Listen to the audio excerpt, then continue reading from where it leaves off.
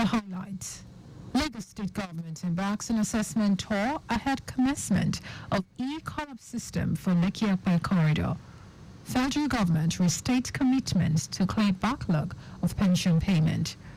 Unforeseen Al-Qaeda-linked group claims responsibility for attack on Mali's military school. And in sports, Team Lagos increases medal sweep at ongoing 2024 National Youth Games in Delta State. Now the details. I'm Sarah Adesanya. The Lagos State Ministry of Transportation has again embarked on assessment of its traffic management plan ahead the Lekki-Ekpe call-up system set to commence by 23rd of this month. Commissioner for Transportation, Oluwaseun Osheni, will let the assessment inspect the traffic situation and the level of compliance within the Lekki Free Zone down to Dangote Refinery loading area. Reiterating the purpose of the inspection tour, Oshemi stated that the e-collab system, once operational, will tackle congestion and streamline the movement of goods and services within the Lekki-Ekpe corridor by efficiently allocating resources and minimizing waiting times for trucks. Explaining level of stakeholder engagement in alignment with the e-collab commencement date and enforcement plan, it said the state government, through the Ministry of Transportation, has held several discussions on the importance of e-collab system and why it is the best solution for the corridor. The commissioner will also express displeasure at the sight of recalcitrant truck operators lining up on the corridor, refusing to access the loading bays provided in the area, declared that they would face the consequences of non-compliance. The Lagos State Parking Authority, LASPA, has met with representatives of the restaurant, cafe bar, and club RCBC Association to address concerns regarding the state parking policy's impact on the hospitality sector. During the meeting, General Manager of LASPA at DBC Adelabu reassured attendees of the government commitment to the policy, which aims to tackle indiscriminate parking and ease traffic congestion. Adelabu acknowledged the significant role of the hospitality sector in the state traffic and parking management, emphasizing the need for collaboration and support. She also addressed concerns about overlapping jurisdictions and local government interference and clarified that the state government has established a strategic partnership with local government and local council development areas to ensure no disturbances over parking levies. According to her, some hospitality businesses have failed to comply with building regulations by not including sufficient parking for customers, and last was offered a 6-month grace period for companies to address parking shortfalls and provide guidance solutions.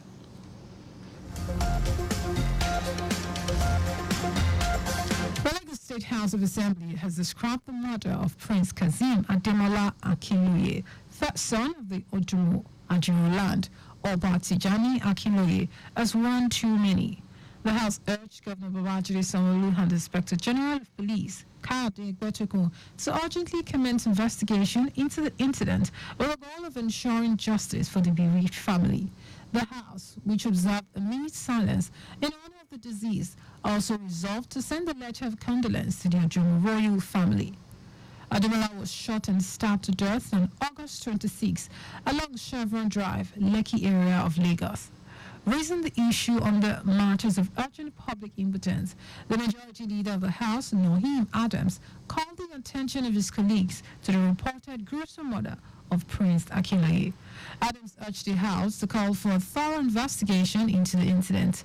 Sympathizing with the Ojumo family, Deputy Speaker of the House, Mojisola Miranda, who presided over the sitting, urged the Lagos Command of the Nigerian Police to do more concerning the case. Wife of the President, Oluremi Tinubu, has inaugurated the first 240 members of the Young Farmers Club of Nigeria in Abuja. The induction and launch of the club, which is in collaboration between the Federal Ministry of Agriculture and Food Security and the Renewed Hope Initiative, RHI, aims to catch the young early so as to inculcate them the love of agriculture and farming. Mrs. Tinubu explained that the initiative is not just teaching them how to farm, but also nurturing a generation that will transform our agricultural landscape and build modern farming techniques and ensure that Nigeria remains self-sufficient in food production in line with the food security drive of the present administration. She noted that with the club spread across various schools in Nigeria, it will create the understanding that farming is not just an occupation but a way of life which can create employment opportunities for teeming youth population and help diversify the economy.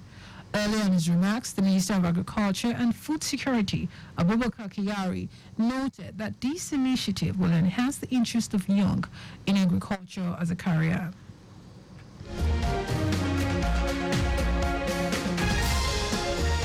Abia State government says it is considering sanctions for properties of I beg your pardon. Abia State government says it is considering sanctions for proprietors of schools that resumed academic activities earlier than September 23 resumption date. Commissioner for Information, OK Kanu, stated this while briefing journalists on the outcome of this week's State Executive Council meeting presided over by Governor Alex Oti. Expressed regret that some schools resumed the session contrary to the government's directive, saying this action contravenes the strong regulatory measures being implemented by Governor Oti's administration in the education sector.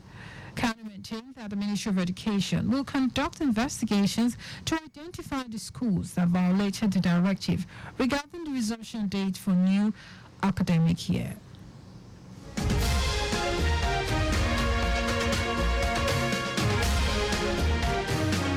And now to the rest of the stories. The National Pension Commission, PENCOM, has assured pensioners that all outstanding pension liabilities will be paid soon. Acting Director General of PENCOM, Omolola Olororo, gave the assurance at a workshop on the online enrollment application for pension desk officers of Treasury-funded ministries, departments and agencies, MDA of the federal government. Olororo noted that concerted efforts by critical stakeholders had reached an advanced stage to clear out the federal government outstanding pension liabilities under the Contributory Pension Scheme, CPS. She said the efforts put in place will also provide lasting solutions that would address the problems of inadequate funding and delay in fund releases for the payment of accrued rights.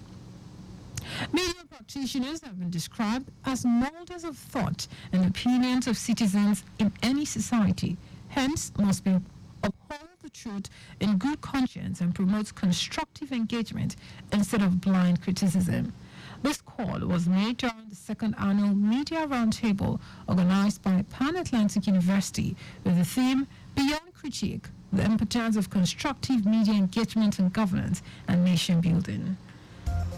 The Deputy Vice Chancellor, Admin of the University, Peter Bankole, urged media professionals to speak with one voice and be alive to their responsibility in nation building while making transparency, reliability, and integrity the bedrock of their profession.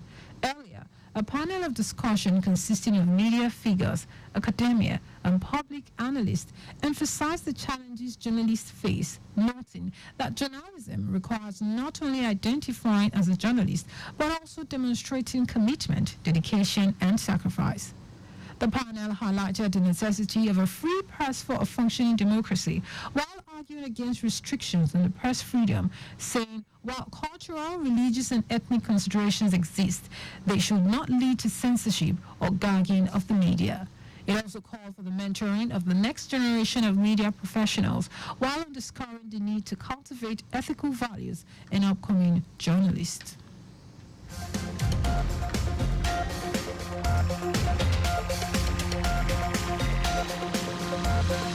And in foreign news, an Al-Qaeda-linked group has claimed responsibility for an early morning attack in the Malian capital, Bamako.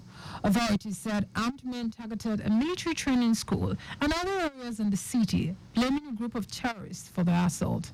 Jihadist group Jamaat Nusrat al-Islam, while Muslim JNIM claimed responsibility, saying it had inflicted heavy human and material losses.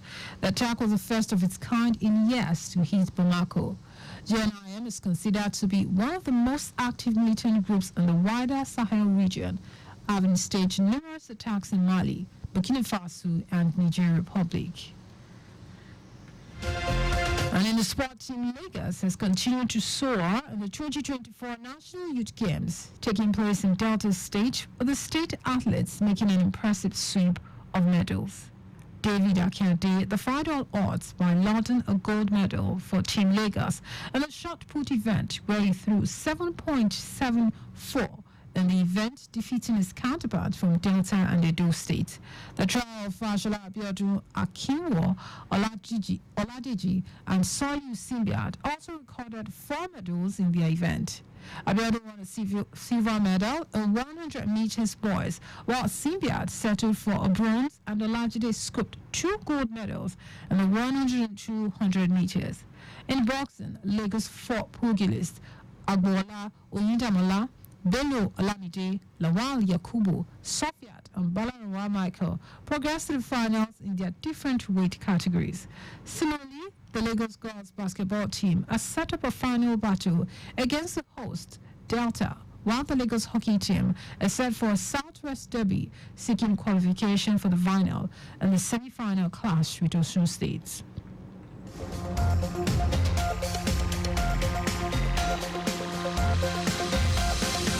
Just before we go, maintain adequate distance from the vehicle ahead of you to avoid collision. You can follow us on like all our various social media platforms: X at Traffic Radio 961, Facebook Lagos Traffic Radio 96.1 FM, Instagram Lagos Traffic Radio 961. Subscribe and watch our news and programs live on YouTube at Traffic Radio 961. You can also visit our website www.trafficradio961.ng. Do you know that Sonora administration constructed watchtowers with alarm bells and perimeter fences in model colleges? You can get more details on the Lagos State Government website. Turn the news, here are the highlights of the major stories. The Lagos State Ministry of Transportation has again embarked on an assessment of its traffic management plan ahead of the Lekki-Epe e-collapse system set to commence by 23rd of this month. The National Pension Commission, PENCOM, has assured pensioners that all outstanding pension liabilities will be paid soon. We also told you that an Al-Qaeda-linked group has claimed responsibility for an early morning attack on the Malian capital, Bamako. And in sport, Team Lagos has continued to soar at the 2024 National Youth Games taking place in Delta State, with the state athletes making an impressive sweep of medals. For contact with the newsroom, send a message to info@trafficradio961.ng. That is the news broadcast compiled by Adewale Olowopoku. I'm Sarah Adesanya. Thank you for listening, and God bless you.